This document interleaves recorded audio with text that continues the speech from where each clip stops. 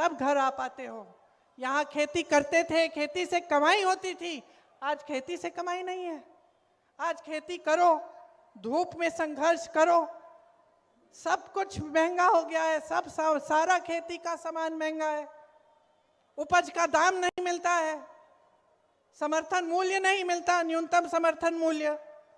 खेती करते हो, कुछ मिलता ही नहीं है, कमा नहीं पाते। और उधर जितने भी बड़े बड़े उद्योग हैं, जिससे पहले नौकरियां मिलती थी, जिसमें लोग मरते थे उन नौकरियों के लिए, सब लोग चाहते थे कि हमें सरकारी रोजगार चाहिए। क्यों? यहाँ बुजुर्ग बैठे बताएंगे, क्योंकि उससे सुरक्षा मिलती थी, पेंशन मिलता था, ऐसे लगता था कि अब नौकरी लग गई है, जीवन भर हम ठीक होंगे, हमें अब चिंता की जरूरत नहीं होगी। आज की परिस्थिति क्या है बहनों और भाइयों? आज जितने भी वो बड़े बड़े उद्योग थे, सब मोदी जी ने अपने बड़े बड़े दोस्तों को, उद्योगपतियों को दे दिए हैं। यहाँ के हवाई अड्डे, आप देखिए, अभी तो एक ये बात निकली कि उनके जो बड़े मित्र हैं, बड़े उद्योगपति अडानी जी, उनको 1 रुपए पर एकड़ के दाम में बिहार की जमीन दे दी, हजारों एकड़ जमीन दे दी 1 रुपए के दाम में। और अगर आप जाते खरीदने वो जमीन, कितने की बिकती? आपको लोन लेना पड़ता, आपको कहीं से पैसे इकट्ठे करने पड़ते हैं उसी जमीन के लिए, जो मुफ्त में इतने बड़े बड़े उद्योगपतियों को दी जा रही है। आप लोन लेते हो, आपका लोन कभी माफ नहीं होता। 20 सालों में कब माफ हुए आपके लोन? कभी नहीं। आपको पढ़ाने के लिए आपके माँ बाप कितने संघर्ष करते हैं, कैसे पैसे इकट्ठे करते हैं, आप जानते होंगे। आपके लोन माफ नहीं होते, लेकिन अडानी जी, अंबानी जी, उनके हजारों करोड़ रुपयों के, हजारों लाख करोड़ रुपयों के लोन माफ हुए हैं। इतनी बड़ी रकम है कि मैं भूल जाती हूं कि लाख करोड़ है कि कितना है। सच, हम लोग हंसते हैं, लेकिन हंसने की बात नहीं है, क्योंकि ये माफ कैसे होते हैं? आप ही के पैसों से, देश की संपत्ति से, देश के बैंकों से। तो यहां असलियत क्या है आज बिहार की? असलियत यह है कि रोजगार नहीं है, संघर्ष ही संघर्ष है। खेती किसानी से कुछ कमाया नहीं जा रहा। जो छोटे व्यापारी थे, छोटे दुकानदार थे, जो छोटे छोटे बिजनेस कर रहे थे, उनको मजबूत करने के लिए कुछ नहीं किया गया, बल्कि नोटबंदी ले आए थे कुछ सालों पहले, जिससे काफी लोग तबाह भी हो गए। बड़ी मुश्किल से फिर से उठाया उन्होंने अपना बिजनेस। तो ना आपको रोजगार मिल रहा है, ना शिक्षा की सुविधाएं हैं, ना महिला सुरक्षित है, ना महिलाओं के लिए रोजगार है। तो 20 सालों में किया क्या है इन्होंने किया क्या है? आप बताओ। कुछ नहीं किया। क्या आप चाहते हैं कि आप रोजगार के लिए कहीं और जाएं? क्या सब ये नहीं चाहते कि अपने परिवार के साथ रहें, कि अपने बच्चों को पास रखें, बच्चों की परवरिश में शामिल हों? क्या सब नहीं चाहते कि यहीं पे रोजगार मिले, शिक्षा मिले, यहीं पे भविष्य उज्जवल हो? सब चाहते हैं। कोई ऐसा नहीं है जो चाहता है कि कहीं दूर दराज जगह जाके अपना जीवन बनाए, अपना भविष्य बनाए। यहाँ पे बहुत मुद्दे हैं। बाढ़ आती है, जो कोसी नदी है उसमें बाढ़ आती है हर साल, और आपको बहुत दिक्कत होती है। बहुत गरीबी है इस इलाके में। हमारे समय में जब कांग्रेस की केंद्र में सरकार थी, तो बाढ़ को राष्ट्रीय आपदा घोषित किया था, ताकि अगर बाढ़ आती थी, नुकसान होता था, तो आपको केंद्र सरकार की तरफ से कुछ मिल जाता था नुकसान को रोकने के लिए, ताकि आप कुछ कर सकते हैं उसके साथ।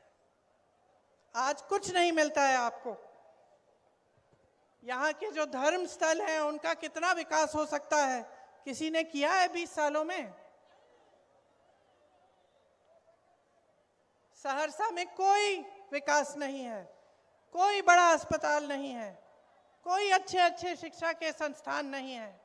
यहाँ का जो रेलवे ओवरब्रिज है कितने समय से बनना है, अभी तक नहीं बना। तो ये सब आपकी समस्याएं हैं। और अगर जब तक आप एक एक नेता को इन समस्याओं के लिए जिम्मेदार नहीं बनाएंगे, जब तक आप अपनी आवाज उठाएंगे नहीं, जब तक आप अपनी शक्ति को पहचानेंगे नहीं, जब तक आप हर नेता को ये नहीं कहोगे कि तुम यहां आकर मुझे वादे करोगे, अगर पूरा नहीं हुआ तो तुमको निकाल देंगे, खदेड़ देंगे, तब तक कुछ नहीं बदलने वाला। और मैं सिर्फ भाजपा के नेता के बारे में नहीं कह रही हूं, मैं कह रही हूं कि आज मैं आपके सामने आई हूं।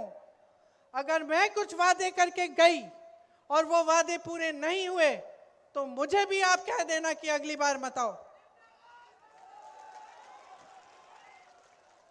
यहां प्रधानमंत्री जी, अमित शाह जी आते हैं, बोलते हैं मैं कितना दूं बिहार को, कितना पे बताओ, 50 करोड़ दूं, 75 करोड़ दूं। पूछिए 20 सालों में क्यों नहीं दिया? पूछिए उनसे, कहिए उनको कि यहां हमारा गुजारा नहीं हो पा रहा है, हम दुकान जाते हैं कुछ खरीद नहीं पा रहे हैं त्योहार के लिए। त्योहार आता है जी घबराता है कि दिवाली आ रही है, छठ का त्योहार है, मेहमान आएंगे, खाना कैसे खिलाएंगे, बच्चा बीमार होगा, दवाई कैसे दिलवाएंगे, घबराहट होती है। समझाओ इनको, क्योंकि अंधे हो गए हैं, देख नहीं रहे हैं, ये लोग समझ नहीं पा रहे हैं कि किस दलदल में इन्होंने डाल दिया इस देश की जनता को।